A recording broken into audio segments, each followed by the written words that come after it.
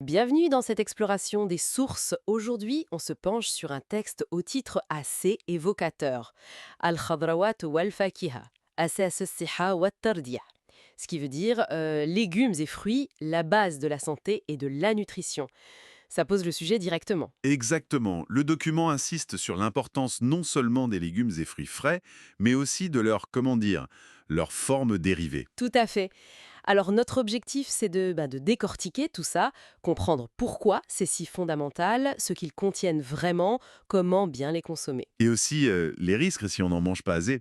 C'est un point important du texte. C'est parti alors. Le message principal, il est martelé.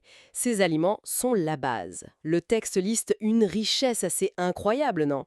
Vitamines A, C, E, K. Oui, et les minéraux aussi, potassium, magnésium, sans oublier les fibres et les fameux antioxydants. C'est vraiment présenté comme une mine d'or nutritionnelle. Et chaque composant a un rôle bien précis, c'est ça qui est intéressant. Oui, le texte est très spécifique là-dessus. La vitamine C, par exemple, qu'on trouve dans les agrumes, les poivrons, elle est décrite comme un vrai bouclier immunitaire. D'accord. Le potassium, des bananes ou des épinards pour la tension artérielle, le bêta-carotène des carottes, essentiel pour la vue, Classique, mais toujours bon à rappeler. et puis il y a les fibres.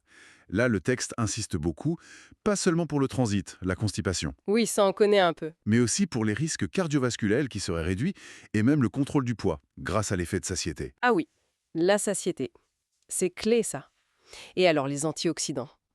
Là, ça devient vraiment passionnant. Le texte parle de flavonoïdes, de polyphénols. Exactement.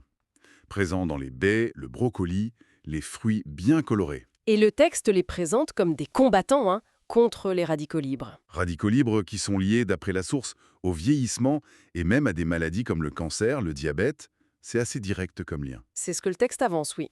Et il ne s'arrête pas là. Il regarde aussi les produits transformés, les dérivés. C'est intéressant ça. Qu'est-ce qu'il dit des jus par exemple? Alors, les jus frais gardent une partie des nutriments, mais attention au sucre ajouté et surtout à la perte des fibres. C'est un point de vigilance. D'accord. Et les smoothies, là, c'est vu comme une meilleure option parce qu'il y a la pulpe, donc plus de fibres. Pour les fruits séchés, c'est concentré en énergie, en minéraux, mais aussi en sucre. Donc, modération. Logique. Fait intéressant aussi, les légumes surgelés.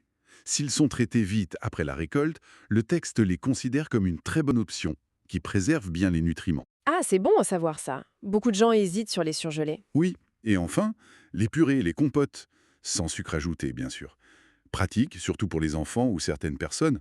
En gros, ça offre de la flexibilité, mais il faut choisir en connaissance de cause. Le texte donne aussi des conseils très pratiques. J'ai noté l'idée de manger coloré. Ah oui, c'est pas juste pour faire joli dans l'assiette. Non, c'est ça.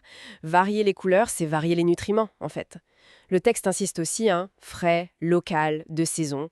C'est mieux. Bien sûr, pour la qualité nutritionnelle et la fraîcheur. Et pour la préparation, le texte recommande des cuissons douces, vapeur, ou manger cru.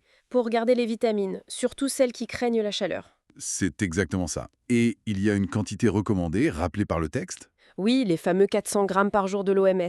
5 portions, en gros. Minimum, oui. Et ce n'est pas juste un chiffre en l'air. Ne pas l'atteindre a des conséquences. Justement, parlons-en.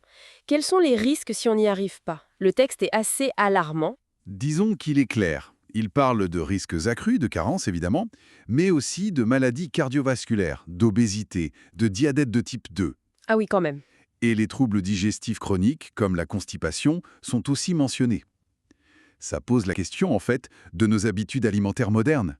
Sont-elles adaptées? C'est une vraie question. Alors, si on résume, qu'est-ce qu'on doit vraiment retenir de cette source? L'idée centrale, c'est que les fruits et légumes, sous toutes leurs formes ou presque, frais, surgelés, en compote, À condition de bien choisir. exactement. Ce sont vraiment des piliers, pas juste un accompagnement, des acteurs clés de notre bien-être général. Comme le dit le titre, la base de la santé. C'est ça, leur rôle préventif est fondamental. Et pour aller plus loin, on pourrait se demander, ces 400 grammes, c'est une base, mais comment ça s'adapte à chacun, Hmm. selon l'âge, l'activité? Oui, bonne question. Et puis, comment rendre ça fun? Comment la cuisine peut transformer cette nécessité en vrai plaisir au quotidien? Tout à fait. Le texte finit d'ailleurs sur une note positive. Manger coloré, manger sain. Hmm. C'est une belle piste, non? Une invitation à explorer.